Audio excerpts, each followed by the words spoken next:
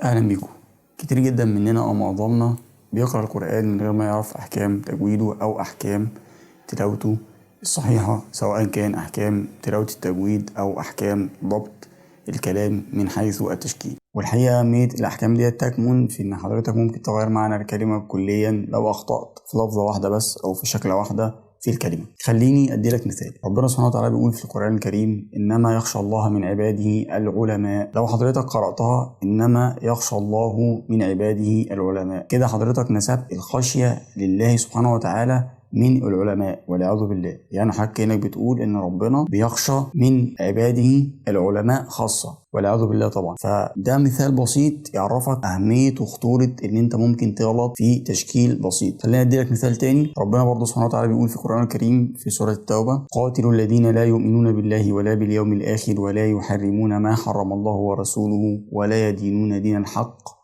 من الذين أعطوا الكتاب حتى يعطوا الجزية عن يد وهم صاغرون. فلو حضرتك قرأتها غلط وقلت مثلا قاتلوا الذين لا يؤمنون بالله ولا باليوم الآخر ولا يحرمون ما حرم الله ورسوله، كده حضرتك بتقول إن ربنا بيؤمر المؤمنين إن هم يقاتلوا الذين لا يؤمنون بالله ولا باليوم الآخر ولا يحرمون ما حرم الله وكذلك يقاتلون رسوله، والعياذ بالله طبعا. فده مثال تاني عن مدى أهمية وخطورة التشكيل في القرآن الكريم. طيب حد هيقول لي: يا عم وبعدين انا قرأت كده وعلى قدي وما بعرفش اقرا غير كده، وربنا رب قلوب وعالم بالنوايا. الموضوع مش كده خالص، مش زي ما حضرتك فاهم. يعني لو حضرتك بتقرأ آية وما رأيتش احكام الوقف والابتداء، وقفت في الآية عند موضع خطأ او بدأت من موضع خطأ، حرفت المعنى برضو تماما، وده في حد ذاته منهي عنه كما علمونا مشايخنا. يعني فما بالك بقى لو حضرتك اصلا بتقرا غلط. واحد هيقول لي: طب يا عم الحل ايه؟ نعمل ايه؟ اقول لك يا سيدي، بس صلي على النبي الاول. النهارده ان شاء الله انا موجود هنا عشان اساعدك نحل المشكله دي. يلا بينا نبدا.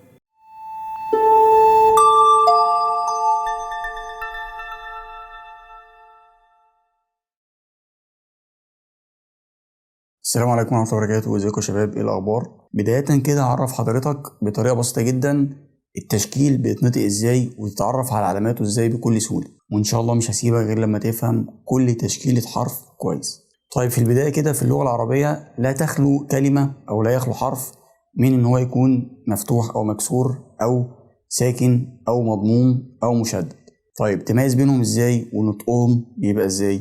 تعال اقولك. لو بصينا على سورة الفاتحة مثلا، وطبعا سورة الفاتحة من أهم سور القرآن ولازم تكون بتقرأها صح، فلو جينا نبص مع بعض على سورة الفاتحة ونقرأها مع بعض آية آية، هنبدأ بأول آية في السورة إن شاء الله، وهنقول مع بعض: بسم الله الرحمن الرحيم. دي أول آية موجودة. طب تعالى نمسك كلمة كلمة. لو خدت بالك حضرتك عندك وهيظهر قدامك على الشاشة، لو مسكنا أول كلمة وهي كلمة بسم، حضرتك هتلاقي تحت حرف الباء كسرة. الكسرة دي عبارة عن شرطة مايلة كده موجودة تحت الحرف. اعرف كده ان دي علامة الكسرة في كل اللغة العربية. يعني اي كلمة هتلاقي تحتها الشرطة المايلة ديت، اعرف ان دي اسمها كسرة. طيب بتنطق الحرف ازاي لما يكون عليه العلامة ديت اللي هي علامة الكسرة؟ حضرتك بتكسره ازاي؟ يعني هقول بسم، هقول بي.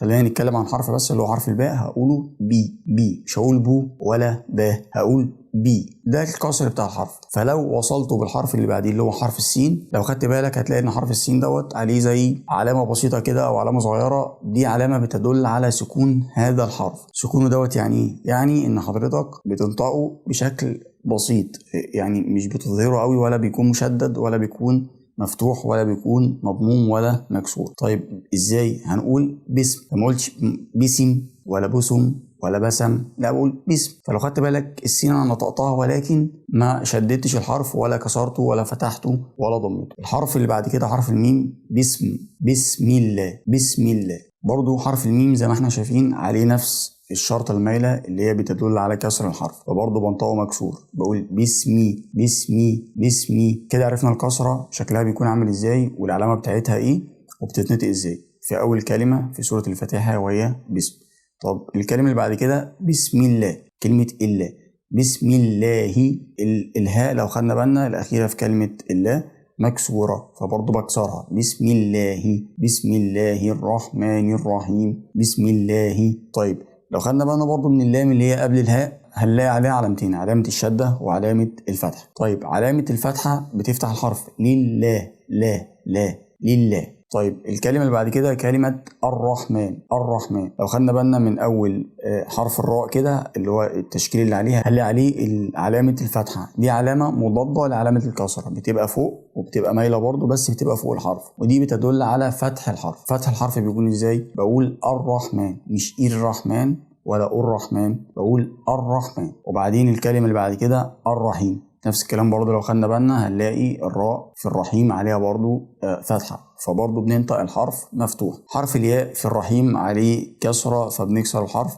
فكده عرفنا بشكل بسيط علامة الفتحة وعلامة الكسرة في أول سورة أو أول آية في سورة الفاتحة. خش بعد كده على الآية اللي بعدها إن شاء الله، الحمد لله رب العالمين. طيب كلمة الحمد، الحاء زي ما حضراتكم شايفين الحاء مفتوحة عليها علامة الفتحة زي ما احنا قلنا أو التشكيلة بتاعة الفتحة، فبنطقها مفتوحة بقول الحمد. الحمد. طيب الميم اللي هي بعد الحاء برضو ساكنة، فبرضو بنطقها زي السين اللي احنا نطقناها في باسم، فبقولها الحمد. حمد بنطقها ولكن مش بطول الحرف شوية أو مش بظهره قوي. ده يعني أبسط تعريف للسكون أو الحرف الساكن بيتنطق إزاي. بعد كده لو بصينا على الحرف بتاع الدال هنلاقي عليه علامة صغيرة كده، دي اللي احنا دي العلامة الثالثة معانا أو التشكيلة الثالثة اللي معانا النهاردة، وهي علامة الضمة، عبارة عن شكلة كده بسيطة عاملة زي الواو ولكن صغيرة. ديت بتفيد او بتعرفك ان انت لازم تضم الحرف دوت. بتضمه يعني كانك كده بتديله واو مصغره. بنطقه ازاي؟ فبقول الحمد. الحمد كده انا ضميت الحرف بتاع الدال. بعد كده نخش على الكلمه اللي بعدها رب العالمين. رب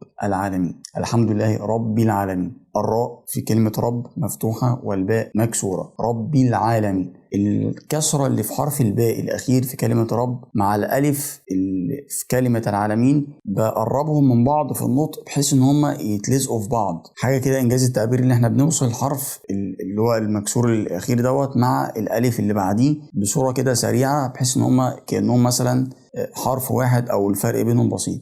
ننطق ده إزاي أو نعمله إزاي؟ هنقول ربي العالمين. ربي العالمين، مش أقول ربي العالمين، ما ينفعش أقف، لا بوصلهم مع بعض فبيبقى بالطبيعي. ودي حاجات أي حد صاحب فطرة سليمة هيقرأها بشكل طبيعي جدا من غير حد يفهمه يعني، بس احنا بنأكد مع بعض المعنى عشان لو حد مش عارف او عايز يفهم اكتر. فبنقول ربي العالمين. ربي العالمين دي كده تاني آية معانا من سورة الفاتحة. طيب بعد كده الرحمن الرحيم، زي الرحمن الرحيم في بسم الله الرحمن الرحيم ما فيهاش فرق. مالكي يوم الدين، خد بالك من كلمة مالك، طبعا اول ميم عليها فتحة زي ما احنا قلنا. اللي انا عايز الفت نظرك ليه حرفين في الكلمة دي، حرف اللام عليه كسرة، وبرضو حرف الكاف عليه كسرة. فالكسرة بتاعة الكاف والكسرة بتاعة اللام بتتنطق ازاي؟ بتتنطق كده مالكي يوم الدين.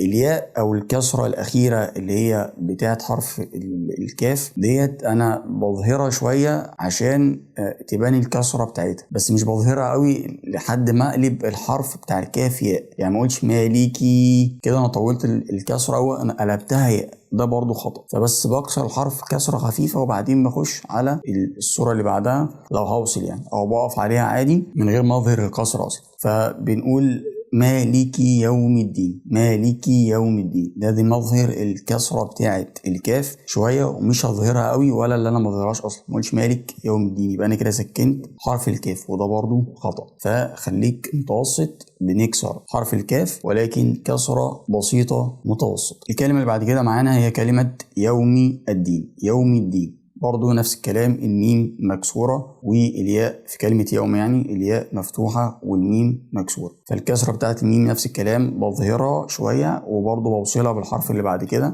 اللي هو الألف في كلمة الدين، فبنطقها يوم الدين. مالكي يوم الدين. بعدين بقرأ الآية اللي بعد كده إياك نعبد وإياك نستعين.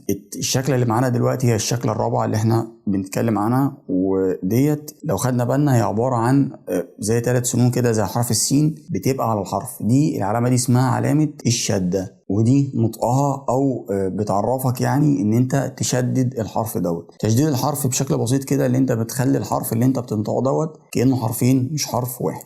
طيب بتتنطق ازاي؟ بقول إياك إياك. لو خدت بالك أنا تقلت شوية على حرف الياء، أظهرته شوية، شددته، خليته كأنه حرفين فأظهرته فاتنطق إياك، ما أقولش إياك إياك إياك. أنا كده نطقت الشدة صح واديت الحرف حقه في الشدة بتاعته وأظهرت الشدة. إياك نعبد نعبد. لو خدنا بالنا العين في كلمة نعبد ساكنة والنون مفتوح.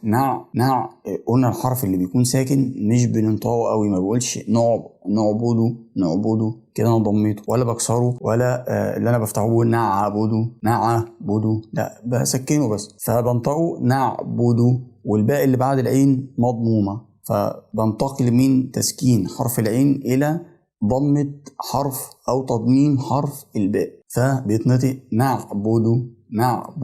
والدال برضو الأخيرة في كلمة نعبده برضو مضموم. وإياك نستعين، إياك زي إياك الأولانية برضو بنشدد حرف الياء زي ما احنا قلنا. طيب الكلمة اللي بعد كده اهدنا الصراط المستقيم، دي من الآيات اللي كتير جدا من المسلمين إلا ما رحم ربي بيخطئ فيها، وهي دي تقريبا أكتر أو أكبر المواضع خطأ كتلاوة يعني في سورة الفاتحة بيخطئ فيها الكثير من المسلمين إلا من رحم ربي. طيب ببساطة كده نقرأها إزاي أو ناخد بالنا منها إزاي؟ إحنا الآية بتقول اهدنا حرف الدال مكسور، ما ينفعش أقول اهدنا أو اهدنا، اهدنا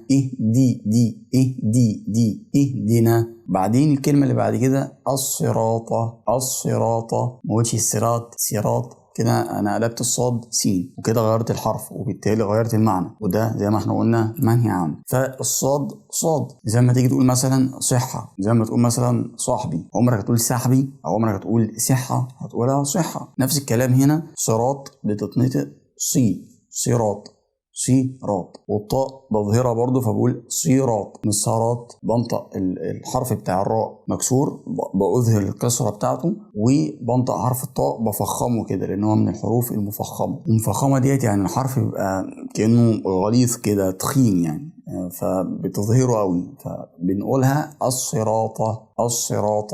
الكلمة اللي بعد كده المستقيم، حرف السين هنا ده برضو من المواضع اللي كتير بيغلط فيها، بيقلبوا صاد بيقول مستقيم هو والتاء اللي بعديه، بينطق السين صاد وبينطق التاء طاء فبينطقها مستقيم. فالتلاوة بتاعتها صح او القراءة بتاعتها صح هي المستقيم.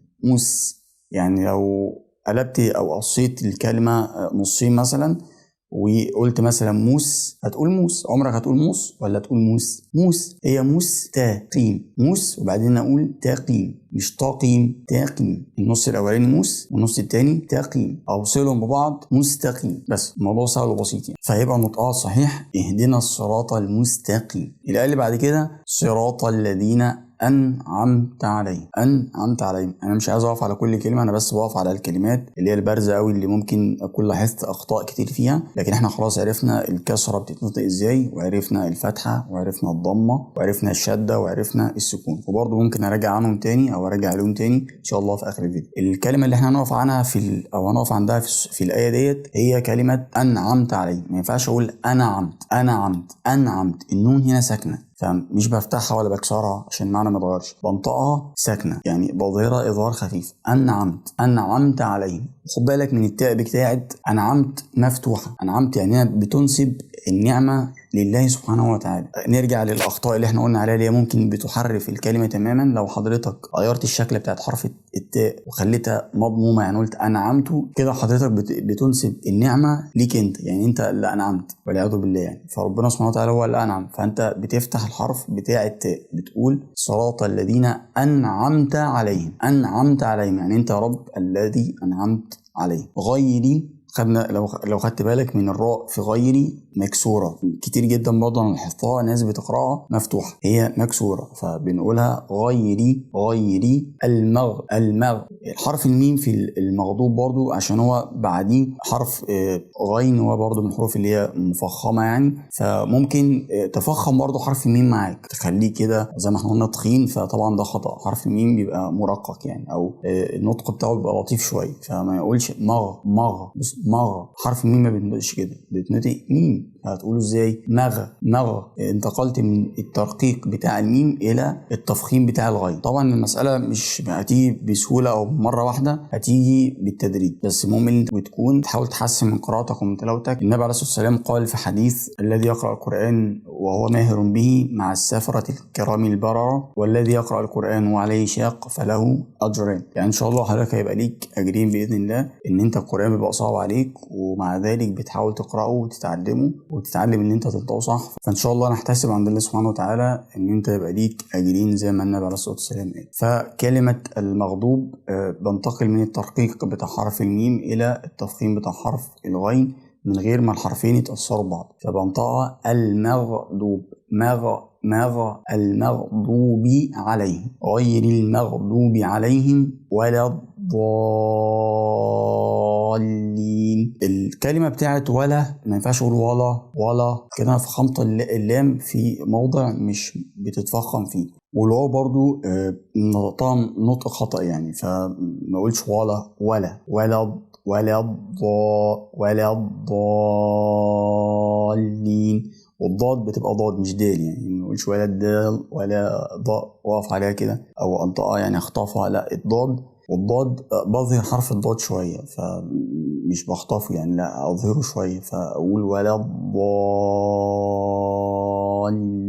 والالف اللي هي بعد الضاد دي من حروف المد، دي حاجات تانية ممكن نبقى نتكلم عنها ان شاء الله لو ربنا اراد يعني في فيديوهات تانية. فدي من حروف المد اللي هو حرف الالف وبعديه اللام، واللام بعديه مشدده، فده حكمه في احكام التجويد يعني بيسمى مد لازم. يعني لازم تمد الحرف بتاع الالف دوت قبل ما توصل لللام، تمده 6 حركات، ممكن تعدهم على ايديك كده. ولا الضالين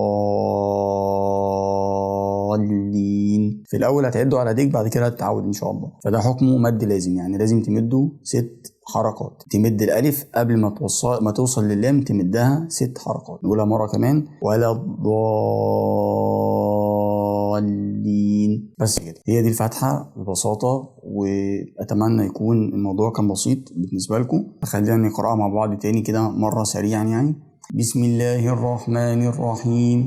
الحمد لله رب العالمين، الرحمن الرحيم، مالك يوم الدين، إياك نعبد وإياك نستعين، اهدنا الصراط المستقيم، صراط الذين أنعمت عليهم غير المغضوب عليهم ولا الضالين.